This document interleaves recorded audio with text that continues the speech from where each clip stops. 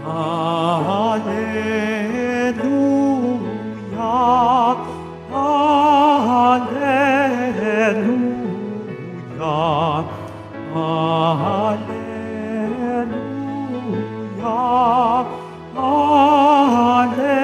Alleluia.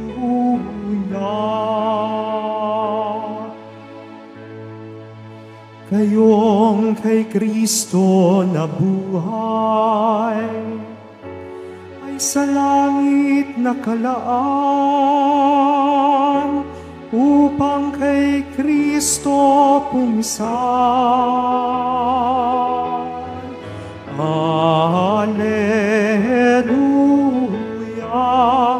Alleluia, Alleluia,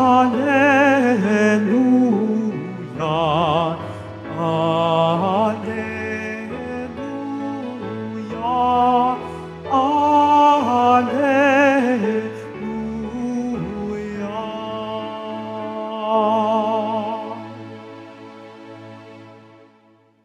Sumainyo ang Panginoon. At sumaiyo rin. Ang mabuting balita ng Panginoon ayon kay San Juan.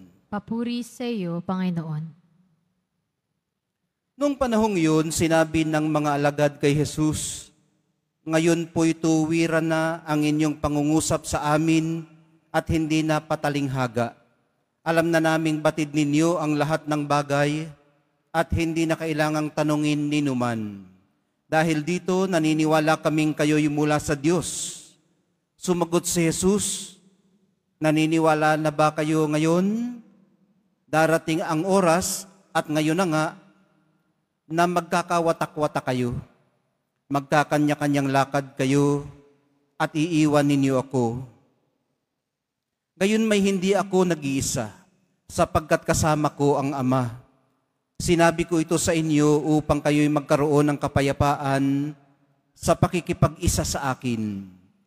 Mayroon kayong kapighatian dito sa sanlibutan, ngunit laksan ninyo ang inyong loob, na pagtagumpayan ko na ang sanlibutan." Ang mabuting balita ng ating kaligtasan. Pinupuri ka namin, Panginoong Hesukristo. Magsiupo muna ang lahat. Ano po kaya ang ibig sabihin ng Nazareno nang sabihin niyang napagtagumpayan na niya ang sanlibutan? Posible din po kaya na mapagtagumpayan din natin ito, gaya niya? Karaniwang tumutukoy po sa makasalanang daigdig ang paggamit sa katagang sanlibutan noong panahong yun. Maiisip natin dyan na yung tukso, may mga tukso sa paligid na naglipana, hinihintay tayo na maging vulnerable. Ang tukso kung minsan nasa kalooban natin. Pinanghihina tayo from within. Maiisipan natin dyan ang kapangahasan, yung audacity ng dyablo na salungatin ang saloobin ng Diyos. Ibig sabihin, ang sanlibutan ay hindi lugar kung ating iintindihing mabuti sa kontekstong ito, kundi kalagayan. Sanlibutan bilang kalagayan. Kalagayan ng pagkahiwalay o pagkalayo sa Diyos. Ito po ang maliwanag na pinagtagumpayan ng Nazareno ng minsanan para sa lahat at pang magpasawalang hanggan. Sa kamatayan niya sa krus at sa muli niyang pagkabuhay, isinakatuparan po niya ang pangarap ng amang katubusan para sa atin. Mula sa kasalanan, sa kasamaan, at sa kamatayan. Ang tagumpay po niya ay tagumpay din natin.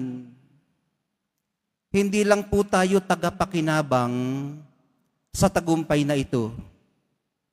Pinalalakas din po niya tayo para mahayag ito sa ating buhay. Sa madaling sabi, mga kapatid, ang bisa ng sakripisyong ginawa ng Nazareno ay nakapagpapabagot, nakapagpapalakas sa atin.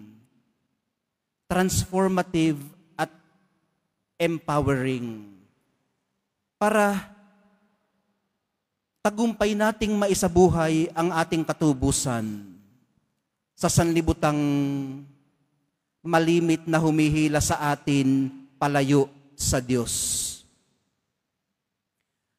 Dama po natin nakikita ang tagumpay na ito pag sa ating kalooban ay nalulusaw ang galit at ang pait at nabubuo ang pag-ibig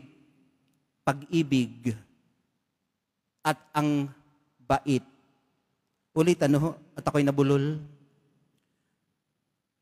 Dama po natin nakikita ang tagumpay na ito pag sa ating kalooban ay nalulusaw ang galit at pait at nabubuo ang pag-ibig at bait. Hindi po katulad ng pagpapalayas sa masasamang espiritu, ang pagbabago po ay mahabang proseso na nag-uumpisa sa pagsasapuso. Sa banal na Eucharistia, ipinagdiriwang po natin ang tagumpay na ito.